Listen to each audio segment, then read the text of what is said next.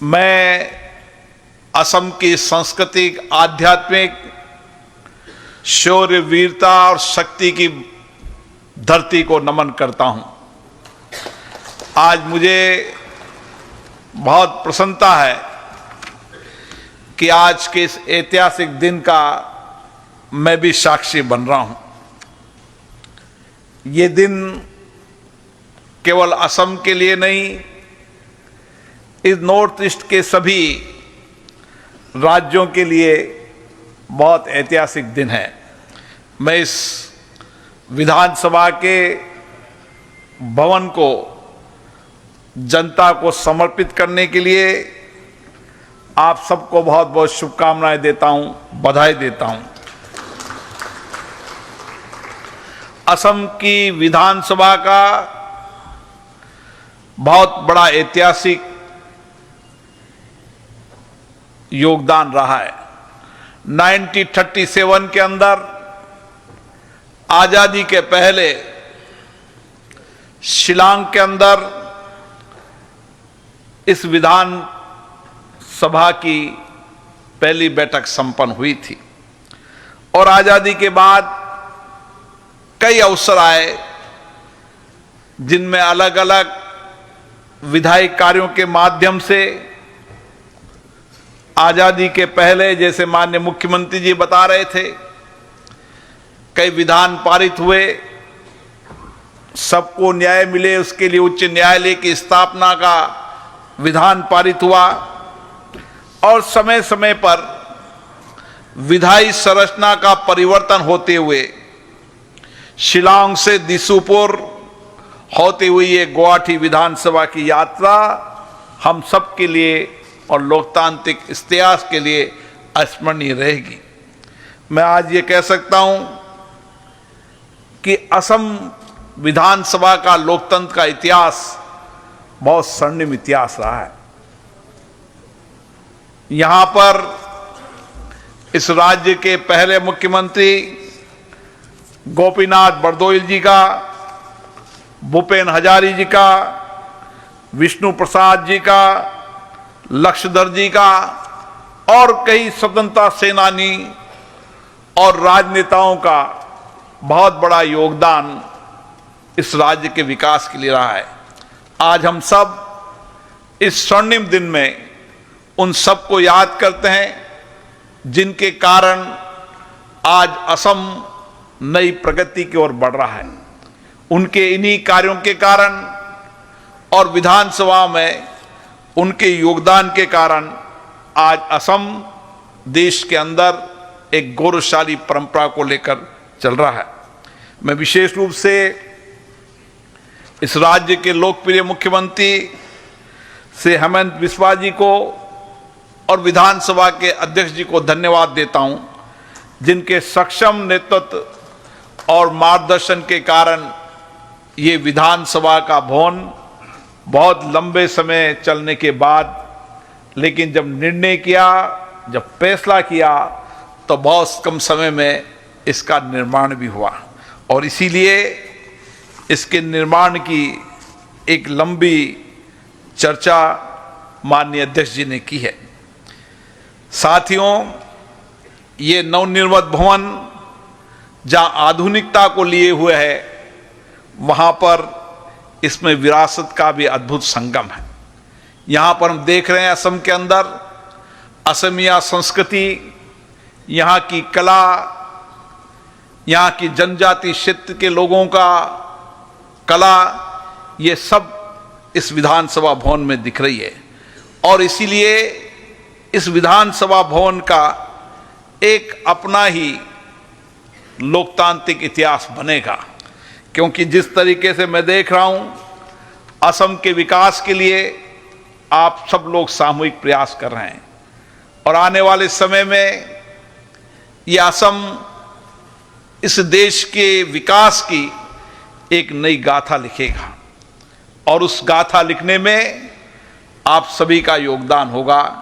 इसलिए आपके लिए विशेष स्मरणीय है कि आप नए भवन में बैठकर इस प्रदेश की जनता के लिए एक नए विधान बनाकर उनकी जिंदगियों को बेहतर करने का काम करेंगे। साथियों, किसी भी विधानसभा का भवन केवल भवन नहीं होता, यह हमारे लोकतंत्र के लिए मंदिर है। और इस मंदिर में हम बैठकर केवल जनता के कल्याण के लिए, समाज के अंतिम व्यक्ति के जीवन परिवर्तन के लिए काम करते हैं। और इसीलिए हमने इस 75 वर्ष की लोकतंत्र की यात्रा के अंदर देश के अंदर सामाजिक आर्थिक विकास कर आज देश को कहां से कहां पहुंचाने का काम किया है, तो लोकतंत्र के कारण ही किया है।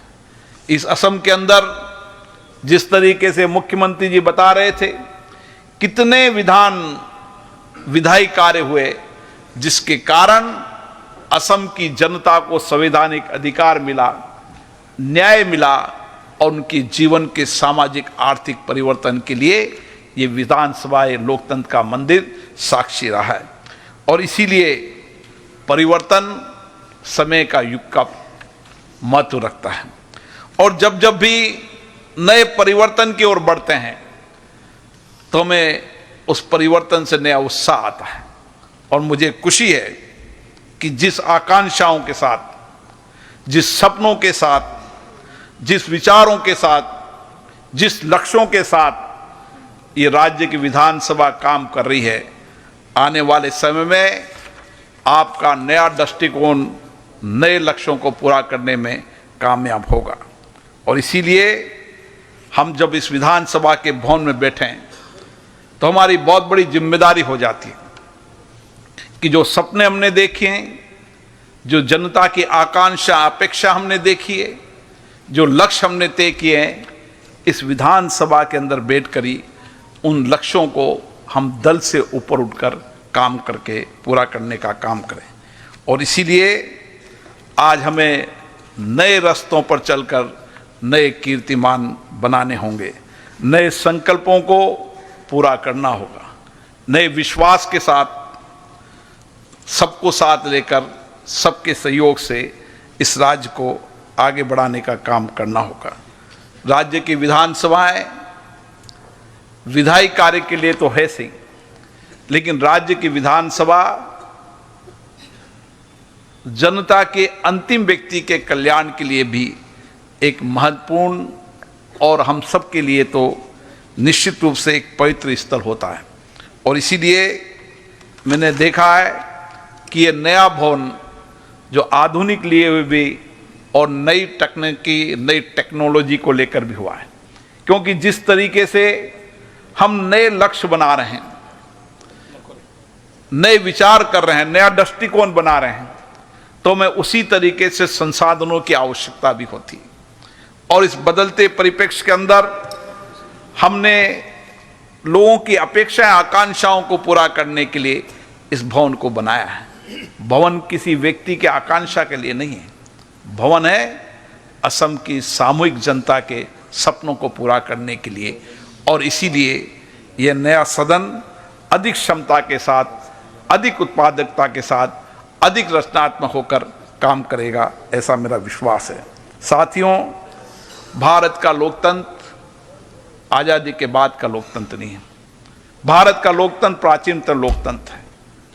जब हम इतिहास को देखते हैं तो हमें लगता है कि कितने वर्षों पहले वेद से लेकर और कितने ही कार्यकाल रहे हैं, हर कार्य के अंदर हमारे जीवन की शैली के अंदर लोकतंत्र रहा है, हमारी परंपरा में लोकतंत्र रहा है, हमारे निर्णयों में लोकतंत्र रहा है। और इसीलिए आज भारत का लोकतंत्र सबसे बड़ा भी है, सबसे मजबूत भी है, निर्णायकदार भी है। और हमने लोकतंत्र की शक्ति और ताकत को दुनिया को बताने का काम किया। आज भारत का लोकतंत्र है जो 140 करोड़ लोगों का प्रतिनिधित्व करता है।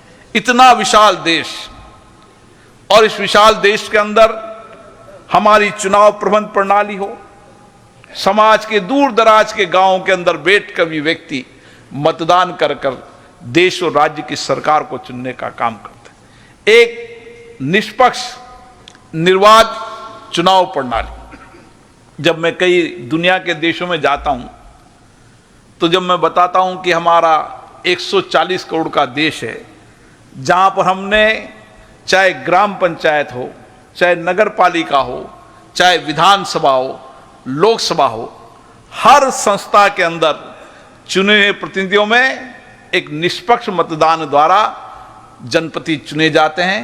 और जिस तरीके से चुने जनप्रतिनिधि या सत्ता का सहज हस्तांतरण होता है, दुनिया उसको देखती है।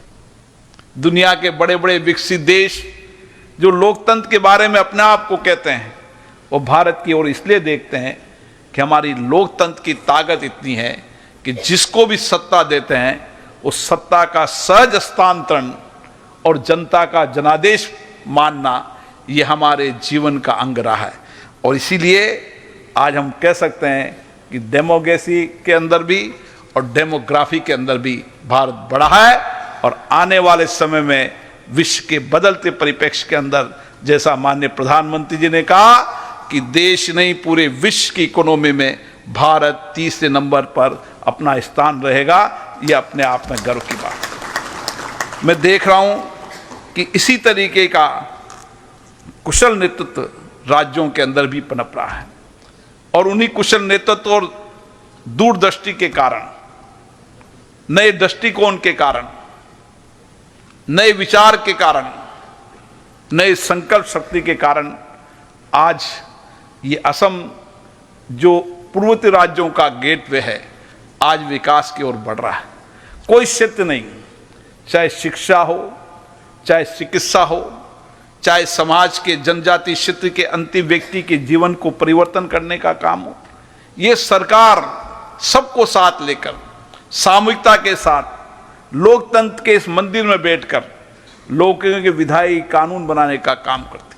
अभी मुझे मुख्यमंत्री जी बता रहे थे कितने कानून 1937 से लेकर अभी तक इस विधानसभा ने बनाए।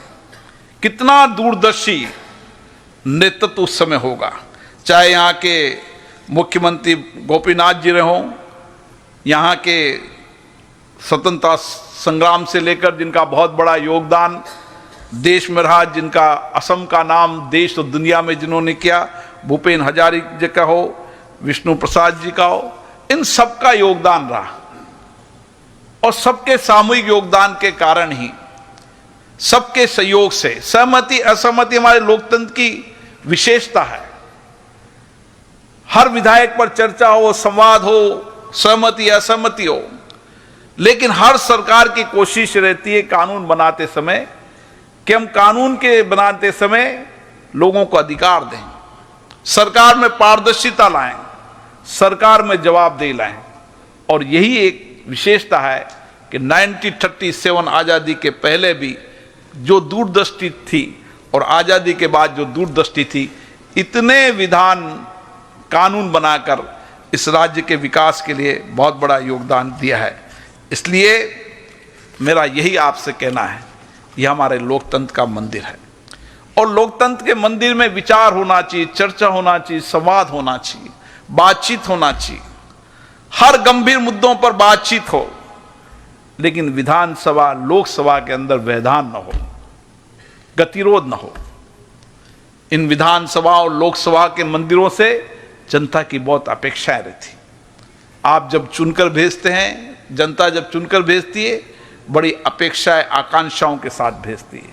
इसलिए मेरा कर्तव्य निवेदन है, ऐसे पूर्वोत्तर राज्य की जितनी विधानसभाओं में गया हूं, हर विधानसभा के अंदर गतिरोध कम होता है, चर्चा संवाद होता है।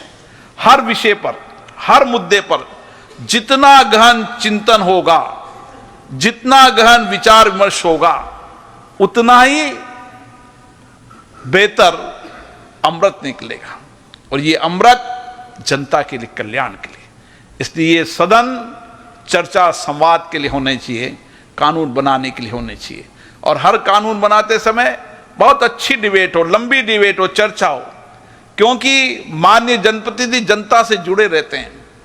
उनके अनुभव, उनके विचार विधानसभा के माध्यम से सरकार तक पहुंचेंगे। कानून बनाते समय उनके विचार की अभिव्यक्ति होगी तो एक बेहतर कानून बनाने का काम करेंगे। इसलिए जब नया विधानसभा है तो नए विचारों के साथ होना चाहिए, नए संकल्पों के साथ होना चाहिए कि हम इतिहास बनाएं कि इस नए विधानसभा के अंदर गतिरोध न होगा। हर घंटे हर समय लोगों की चिंताएं, व्यथाएं, कठिनाइयां, उनके लिए काम होगा। इसीलिए साथियों, मेरा यह कहना है कि विधानसभाएं किस लिए होती है? विधानसभा होती है बजट से लेकर हर नीतियां, हर कार्यक्रम की समीक्षा के लिए। इन विधानसभाओं के माध्यम से आप सरकार में जवाबदेही तय कर सकते हैं। इन विधानसभा के माध्यम से सरकार में पारदर्शिता ला सकते हैं। इन विधानसभा के माध्यम से समाज के अंतिम व्यक्ति के विचारों को लाकर सरकार तक पहुंचाने का काम कर सकते हैं। इन विधानसभा के माध्यम से कानून बनाकर लोगों को अधिकार देने के साथ पारदर्शी शासन व्यवस्था को कर सकते हैं। इस विधानसभा के माध्यम से लोगों के कल्याण की जो नीतियां बने, कार्यक्रम बने, उसकी समीक्षा की जा सकती है। इस विधानसभा के माध्यम से बजट के अंदर जिस व्यक्ति को आवश्यकता है उस बजट का नियोजन ठीक से हो, उस व्यक्ति के कल्याण के लिए हो, उसका विचार विमर्श किया जा सकता है। इसलिए विधानसभाओं का, इस लोकतंत्र का, मंदिरों का बहुत बड़ा लाभ समाज को मिल सकता है। हमारी जिम्मेदारी है, हमें जनता ने चुनकर भेजा है। मुझे आशा है कि जिस तरीके से आप यहां चुनकर आए और जो सपने लेकर आए हैं, इस विधानसभा के नवनिर्मित भवन से ये सपने पूरे होंगे और असम विधानसभा नए संकल्पों के साथ, नए विचारों के साथ, नए दृष्टिकोण के साथ एक नया इतिहास लिखेगी और उत्तर पूर्व राज्य का एक गेटवे भारत के अंदर विकास की दृष्टि में एक समग्र दृष्टिकोण रखकर और समग्र विकास की ओर बढ़ेगा। ये सब आपके प्रयासों से होगा। मैं इस स्वर्णिम समय के लिए आप सबको बहुत बहुत शुभकामनाएं देता हूं, बधाई देता हूं कि निश्चित रूप से आपके सपने आपके पूरे होंगे और जनता की आकांक्षाएं, अपेक्षाएं इस विधानसभा से पूरी होगी। बहुत बहुत धन्यवाद।